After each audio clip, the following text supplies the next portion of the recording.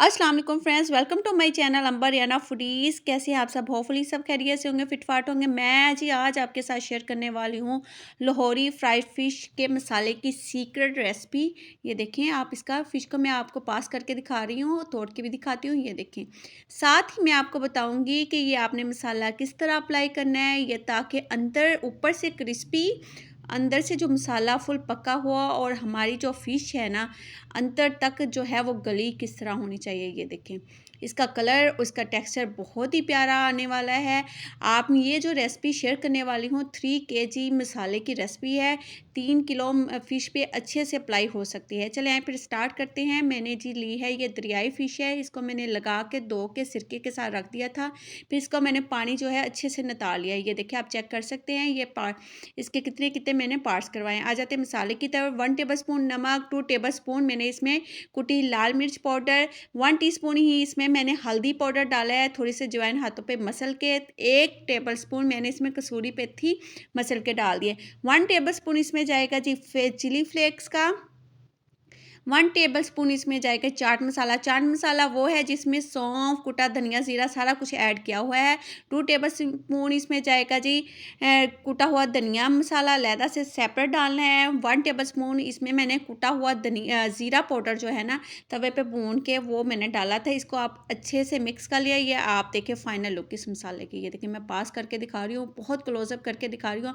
आप इसका colour check कर सकते हैं। ये देखें, अब ये मसाला हमने जो फ़िश धो के अच्छे से ड्राई करके रखी थी उस पे हमने अप्लाई कर लेना है। अप्लाई करने के बाद सिर्फ हमने मसाला लगाना है। ये ऊपर से छिड़क के आपने अच्छे से मसाला जो है वो हाथों की मदद से लगा लेना है। ये देखें, इस तरह करके।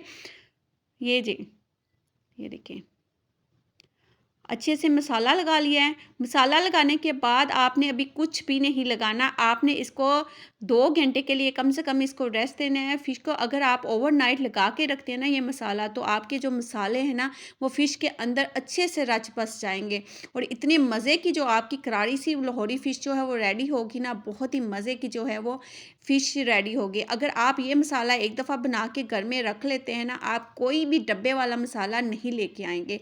मैं गारंटी दे सकती हूँ, ये इतना मज़े का जो है वो मसाला रेडी होता है ना। ये देखें, अप्लाई करके रख दिया। मैं 2 आवर्स के लिए रख रही हूँ। आप चाहे तो ओवरनाइट रख दें तो उससे बहुत ही मज़े की जो है फ़िश रेडी होगी। इसके बाद आ जाते हैं नेक्स्ट मेथड की तरफ। 2 to 3 टेबलस्पून मैंने इसमें दही डाला है और 2 टेबलस्पून इसमें जाएगा लहसुन अदरक का पेस्ट। ठीक है, उसके बाद ये 2 लेमन लिए हैं मैंने, इसको काट के मैं इसको स्क्वीज़ कर दूंगी। लेमन जो आप चेक कर सकते हैं बड़े साइज़ के हैं। अगर आपके पास छोटे हैं तो आपने 3 ले लेने हैं। रस से भरे हुए ये वाले लेमन हैं। आप चेक कर सकते हैं, ये तकरीबन 3 टेबलस्पून इसका रस बन गया था। तो उस हिसाब से आप जो है वो लेमन ले लीजिएगा और इसको अब हमने अच्छे से जो है ये जो लगाया ना मसाला, इसको अच्छे से लगा लेना है।